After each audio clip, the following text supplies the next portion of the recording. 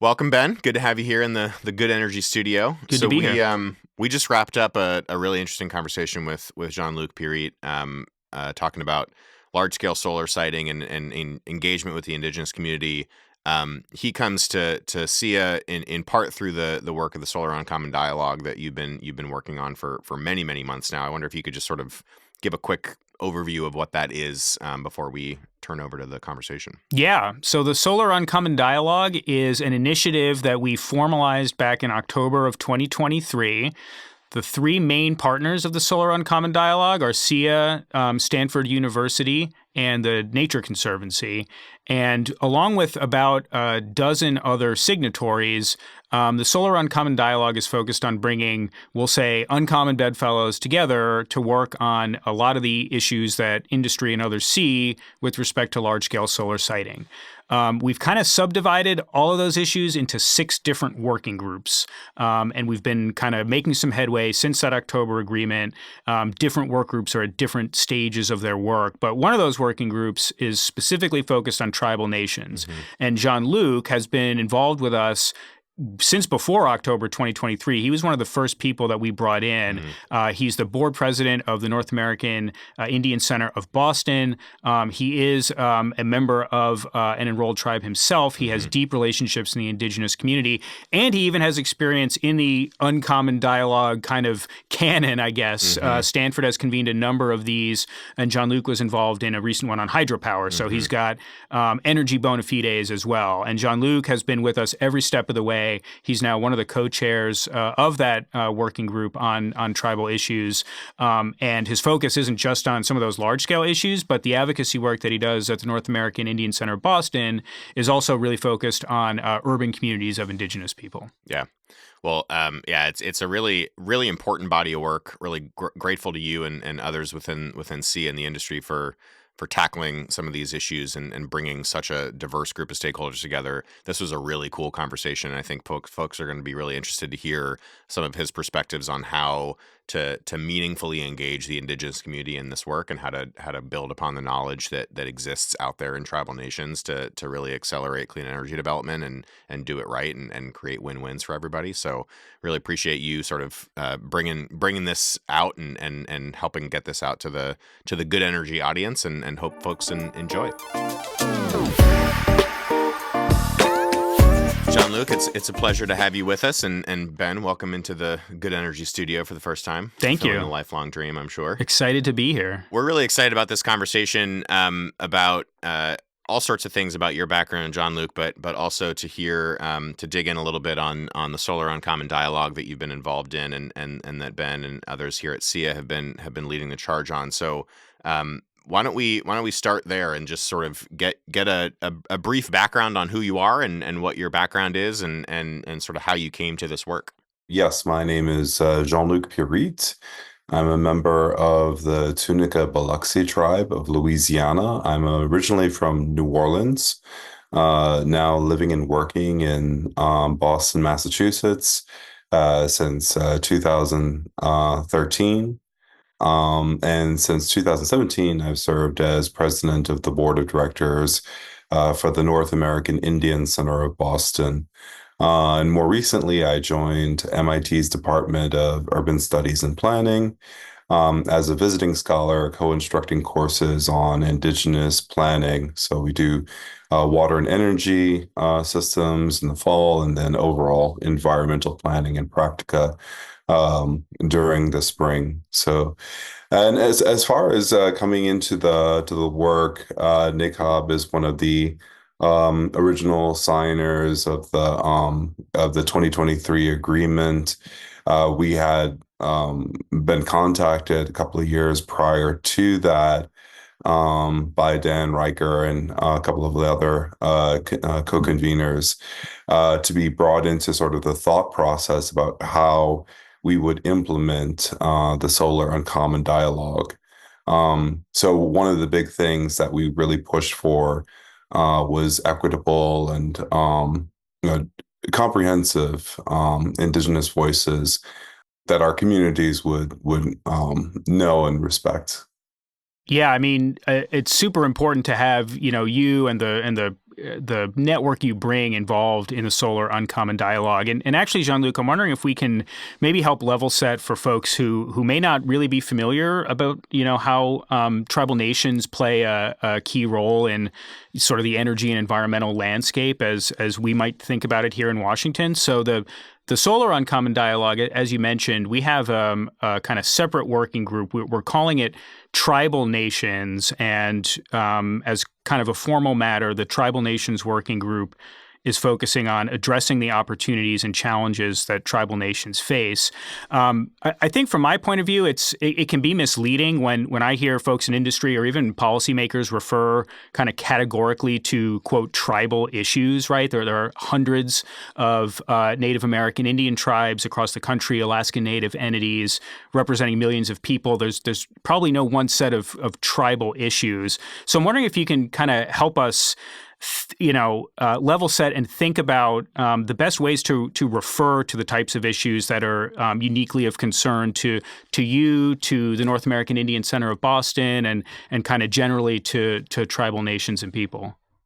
Yes, and I think it's a question of how deep down the rabbit hole do you want to get, because we have to kind of disentangle what we mean by tribal nations or indigenous peoples. And I think that being Massachusetts' oldest urban Indian center, we're well positioned. We know the complexities of how, when we're talking about indigenous peoples, we're talking about the hundreds of tribes that the federal government has acknowledged. We're also talking about state recognized tribes that have ancestral claims to lands. We're also talking about people that live in urban communities, indigenous peoples living away from tribal homelands. Which we definitely talk about folks that live in environmental justice communities here in Massachusetts. So there's all kinds of different levels in which indigenous peoples are affected by environmental justice and these issues surrounding large-scale solar siting. But one of the big things that we want to impress upon people is that this isn't necessarily something that is because of race or ethnicity. These are political conversations that have evolved over the centuries. So when we talk about the needs and priorities of tribal nations, first and foremost is the development of sovereignty, self-determination, and then ensuring that there are good government-to-government relationships. And so that extends from the federal government on down to the municipal level. But then when we're talking about industry partners, we also have to be mindful of that very complex sort of like the demographics, but then also the political realities that everybody has to navigate in order to make sure that we have an equitable vision for an energy transition. That's such an incredibly important point. It's one that I hear from advocates who work in this space. I will say it's not clear to me how much the centrality of sovereignty is in the minds of, say, solar developers who are interested in either supplying solar electricity to predominantly indigenous communities wherever they might find them, or certainly building some of these large-scale facilities on tribal lands. I'm wondering if you can maybe tell us a little bit about how, in your experience, industry has maybe done a good job, centralizing the sovereignty of Indian tribes, and maybe even some examples of where they need to do a better job. Yes, I think we're still within the Tribal Nations Working Group. One of the things that we've made a center piece of the working group is actually getting some of the stories from on the ground. So we're still collecting some of those concrete examples, but the overall theme of the stories that we're getting is that in industry and tribal nations understanding not so much like political relationships, but just relationships in general. Like Hmm. how are we building trust and confidence between the industry partners and tribal nations in a way that we don't necessarily have to it's not necessarily the industry partner's job to ensure that the federal government is doing what it needs to do in order to recognize and honor the rights of Indigenous peoples. But within that context, the industry partner can do, all it can in its power to build relationships with tribes.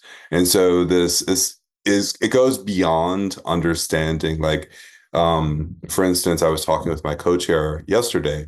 We were talking about an example of like, okay, well, perhaps there is like a no-go map in certain spaces where citing, okay, we know that these are historically are culturally sensitive areas that we might not want to deploy into. So it's one thing to have like the map. It's another thing to have people inside that industry partner that actually understand the context and sensitivity and like the sort of the whys of the no-go and all of that historical context. So when you have people that understand and on both sides we're coming together, that's when we have a really positive situation, both for tribes and for the industry partners. Yeah, it's almost like establishing kind of ambassadors or advocates within the industry to form that connection with tribal communities. Yes. I think something else that I often think about as I'm continuing to learn about the importance of tribal interests in this broader conversation are just kind of accessing the right resources, right? Whether to counsel industry on how to serve this ambassador role, whether SEIA can help sort of shepherd that ambassador role along. I think we're also cognizant that when we are working with disadvantaged communities, it's not the job of the disadvantaged communities to sort of educate incumbent interests about things they need to do and how to modify their approach. I'm wondering if there are maybe any resources you could recommend for, say, someone in the solar industry, or maybe even calling upon your experiences in the hydropower industry to kind of, for lack of a better term, look to some best practices about how to work with indigenous communities or other kind of educational resources you might be able to point us to. Yes, that's actually getting towards some of the proposed work products coming out of the working group in the Solar and Common Dialogue. So right now we spent the past few months actually kind of uh, gathering people's stories around the ecosystem of support for large scale solar siting when it comes to issues surrounding tribal nations. And one of the things that we really gravitated towards in terms of focus is an outreach strategy. Now, there's all kinds of tools that are out there. There are grant catalogs, there are resource directories and everything, but there does seem to be something that's missing. That's not necessarily there in terms of like access. All the information is there, but when we talk about tribal nations, and one actually really important thing that comes up is that yes we are sovereign nations. Yes, when we look at sort of like what the power balance should be, we have like the United States stands alongside tribal nations, and yet at the same time, you have maybe about 12 people working on running a nation. Um, and oftentimes, things will, these considerations and building relationships with industry partners, that's something that takes time and doesn't necessarily go alongside like the calendars and the clocks that industry moves, or like, government programs move. So tribes move a bit slower. Also, there are political turnovers. There's always like a new administration coming in, new ideas for the tribe, and that's great. But understanding how that internal landscape moves, um, and how that affects the ability to process all of the information that's out there, what we then turn to is, again, sort of that human factor and that ability Hmm. to have people that are able to liaise between tribal nations and industry partners. So one of our working group members in particular, Mark Harding, is actually helping people to find like these types of folks to liaise with. Now, at this time, this is not something that's like compiled within like a directory or anything like that we know of. Like, there's not a phone book of these tribal ambassadors. But over time and through this working group, we hope to have some kind of mechanism so that people have more access to this field of ambassadors that can walk in both realms. That's outstanding. I mean, I think that's something, based on my conversations with industry, that's, would be of interest to kind of all different levels of the industry, and probably something that's really needed. I want to make sure we come back to an earlier point you made about the work of the Native American Indian Center of Boston, and some of your focus on environmental justice and environmental racism. These are terms that have been understood and worked on by advocates really for decades. But I guess it's my observation, kind of sitting in Washington working on these issues for over 20 years now, that only in the last several years have they been meaningfully incorporated into policy conversations, specific public policy initiatives. I'm wondering if you are seeing the same type of prominent role now for addressing environmental injustice and environmental racism, and working where you do in Massachusetts. Are there maybe specific state initiatives you could point to that are meaningfully addressing some of these issues? Yeah, I think starting at the federal level, and having the example of a Deb Holland, Hmm. having strong Indigenous leaders that are at the table and able to voice some of the concerns that we've held again for over centuries. Like, the ability to unpack that, we're actually seeing some refinement of how government is not just sort of like dealing with the problems of environmental racism, environmental injustice, and lacking the honoring of rights of Indigenous peoples, but we're actually starting to see, for instance, the policy that came out of the White House in regards to Indigenous knowledge, and how Hmm. federal agencies have this directive now coming from the White House to have a more informed and nuanced approach when it comes to generating real solutions to climate injustice that are based upon knowledge of the land and knowledge from Indigenous people. So, this is something that we see at that level, having strong Indigenous leadership at the federal level.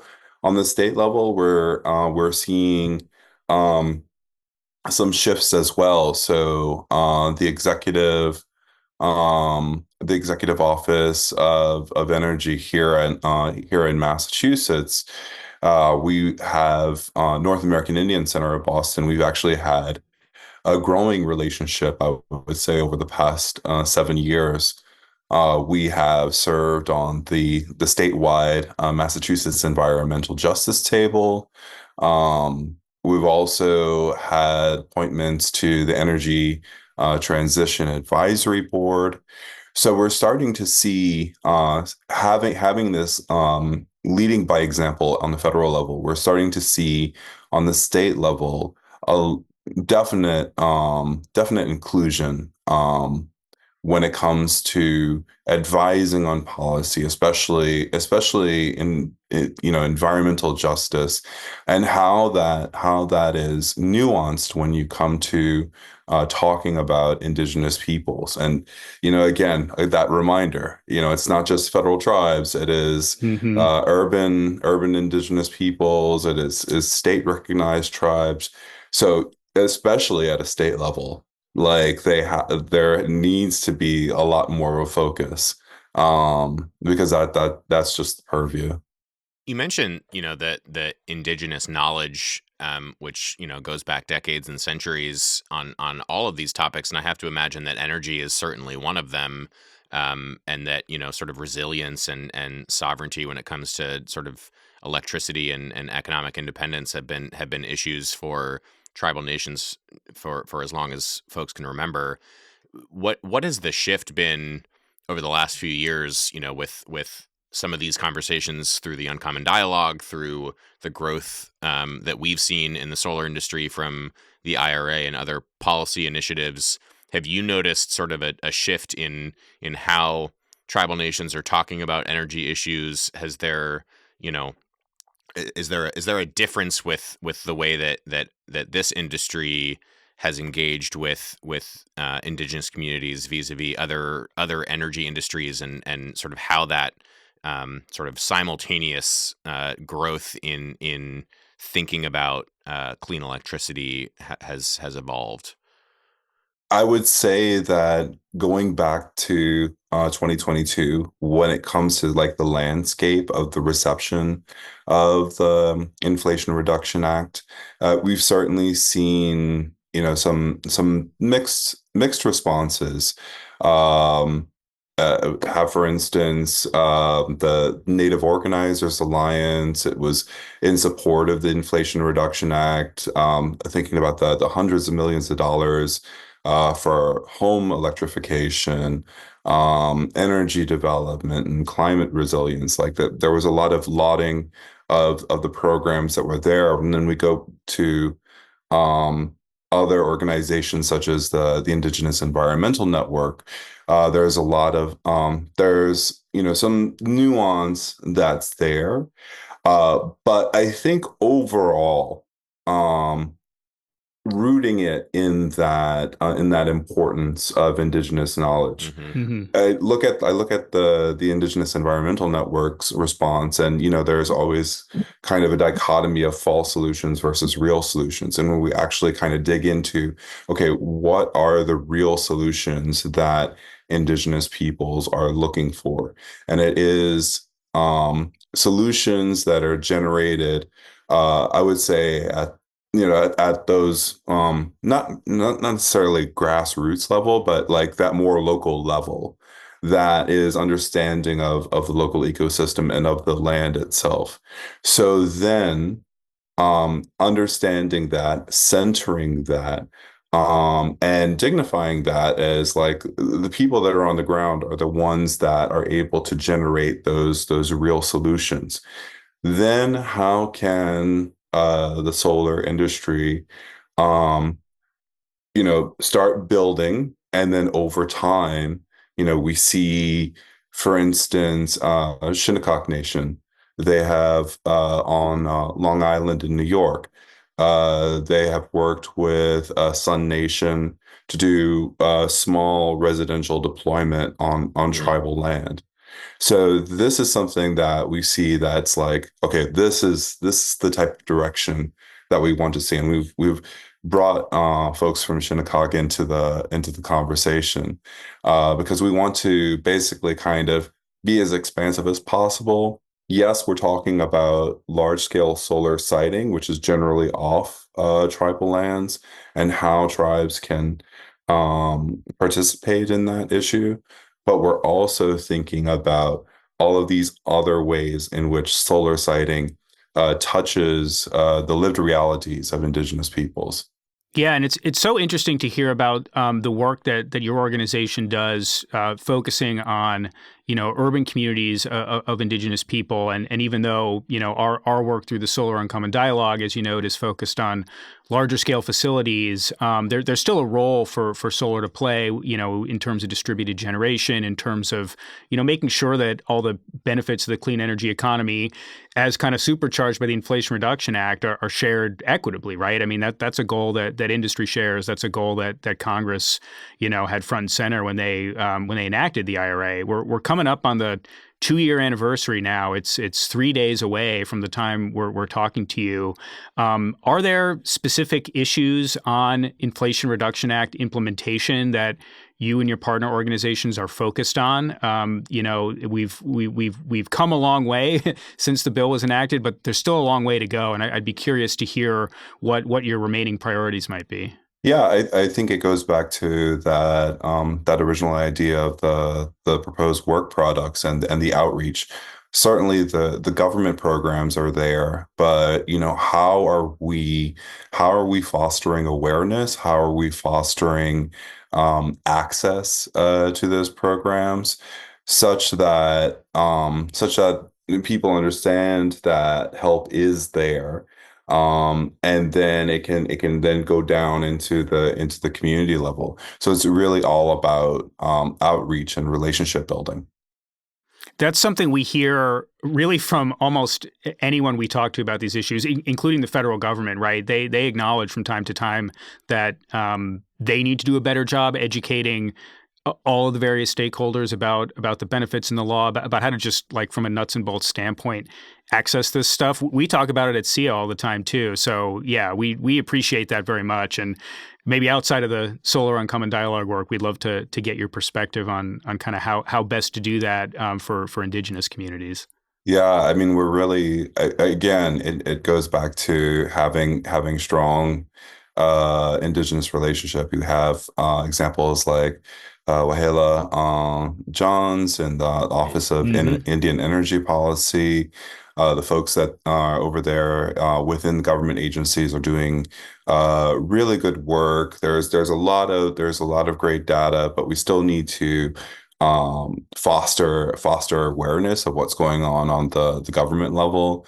We also have folks like Cherie Smith and the Alliance for Tribal Clean Energy, Hmm. that are doing sort of movement building when it comes to these issues. So there's a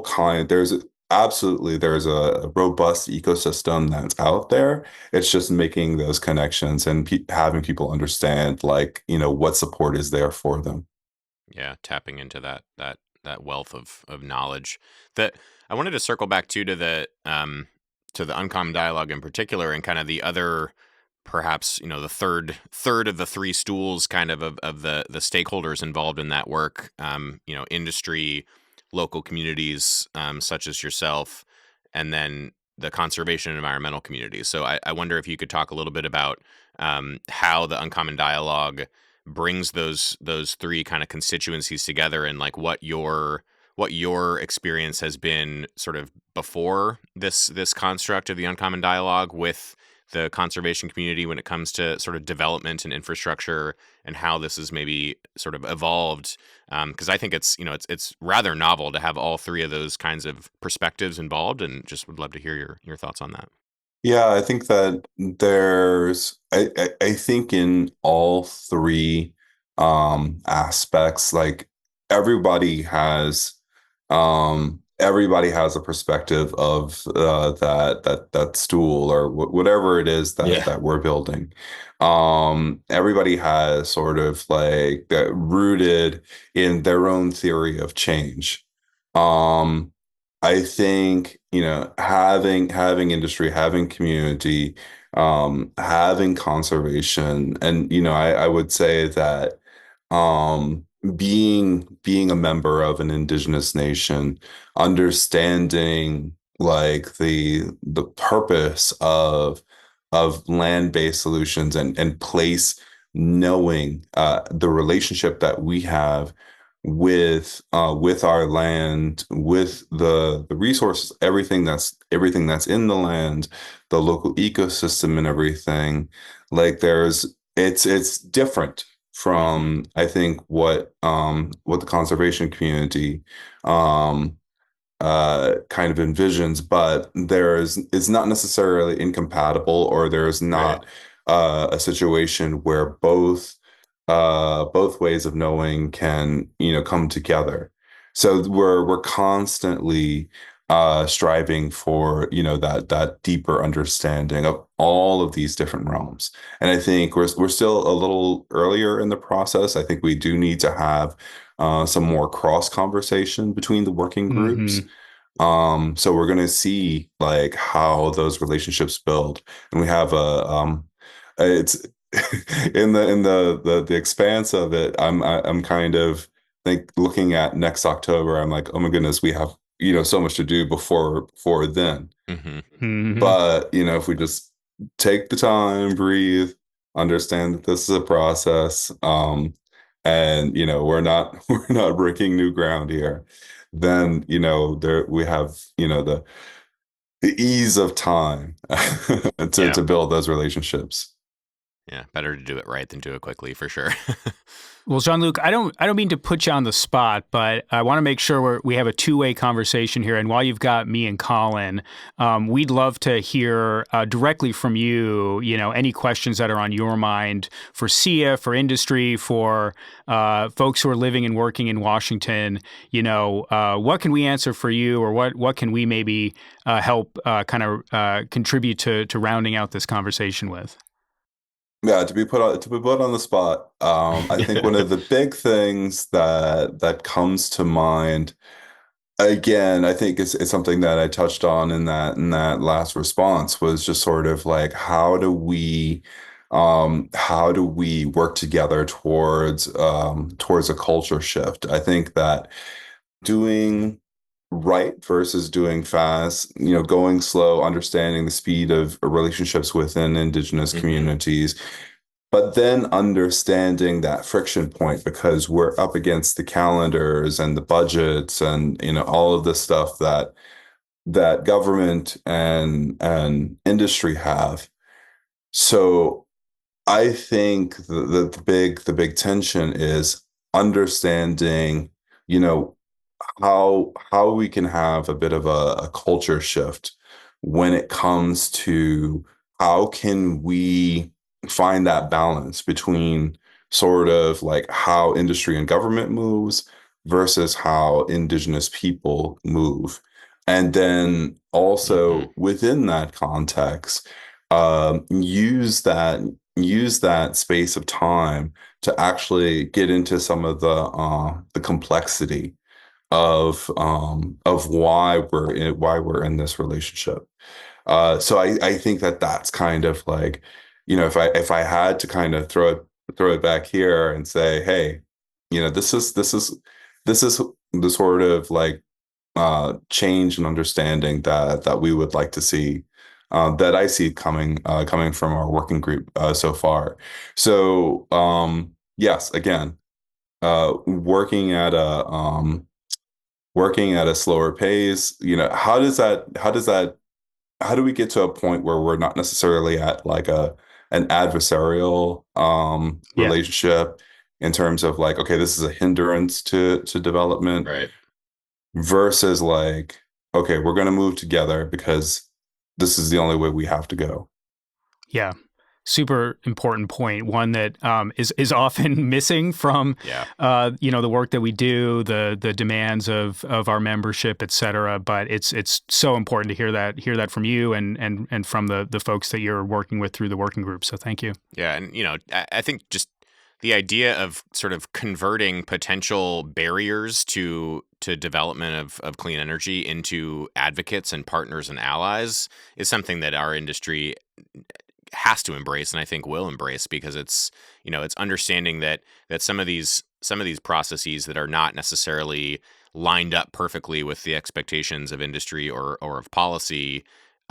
If we can just be flexible and sort of meet people where they are, and practice that kind of patience of understanding different sort of timelines and cultural processes, then you can really, I think, as you demonstrated through this conversation, tap into a wealth of knowledge and support that can kind of supercharge some of this growth and create win-wins for everybody. So I hope that's the message that people can take away. And I will say that perhaps the good news is that I think our industry is pretty accustomed to practicing patience in other Oh yeah. other lenses through interconnection issues and all sorts of other reasons. So I think just sort of understanding that this is another area where hard work pays off and patience is key. So Yes, because I think that, just and distinguishing renewable energy industry, solar energy industry as something that is distinct from an overall relationship that we've had mm, with energy industries vis-a-vis like right, fossil fuel, but saying kind of in that this distinguishment, how do we move past, okay, this is an energy project, but then when I'm coming to it, I might be thinking of like the legacy of extraction Hmm. or the decommissioning work that still needs to happen, the healing work that right, needs to happen on tribal lands, plus the public health impacts. I mean, we're still dealing with a situation where the federal government is still underfunding public health programs such as Indian Health Services, urban Indian Health Services. So there's all kinds of things that when when those relationships get started, there's a lot of baggage perhaps that's Yeah. there. So how do we work around that together? How do we process that together? And then understanding that renewable energy projects can then be part of that healing process. So this is some of the things that our community members are talking about. Well, that I think is a perfect segue to one of the final questions I wanted to pose to you. I have to ask you about the election. We're talking to you in mid-August. It's just a few weeks away at this point, and no matter what happens, we're going to have a new person in the White House. We're going to have a new Congress. You have brought your expertise on tribal energy issues to the Solar Uncommon Dialogue Initiative, to a number of other initiatives. If you could give one piece of advice to the new president and the new Congress on tribal energy issues, what do you think it would be? Do not beyond the election, do not forget how much support Indian country has provided Hmm. for administrations. We've seen in past election cycles the elevated importance of Native communities. We've actually seen political ads in Indigenous language. We've Hmm. seen, how much the Native vote actually matters, and beyond the ballot box, we Hmm. want to make sure that Indian country is that much of a priority. So yes, we want to see more Indigenous peoples at the table. Yeah. We want to see our social programs again, such as the Indian Health Services. We want to see that fully funded, and yes, we want to not just um, not just be treated as a hindrance, or we have, or just an earmark for whatever large scale project there is in terms of like how we're going to manage energy transformation in the United States.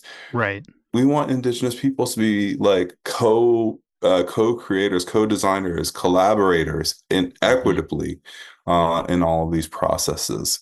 So these are the things that we're going to be looking for coming from policy from the administration and legislation coming from Congress. That seems like as good of a message to end on as any.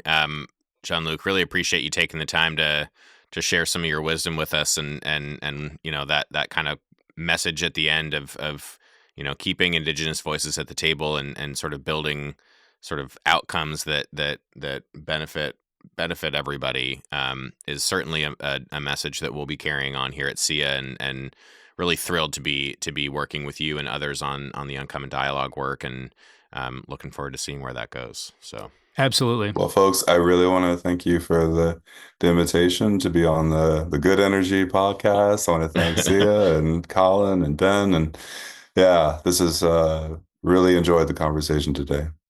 Likewise. Thanks for bringing the good energy. This has been super helpful, something to build on for sure as we continue our work with the Solar Uncommon Dialogue. Yeah. All right. Tukach, thank you. Thanks, Jean-Luc. Thank you.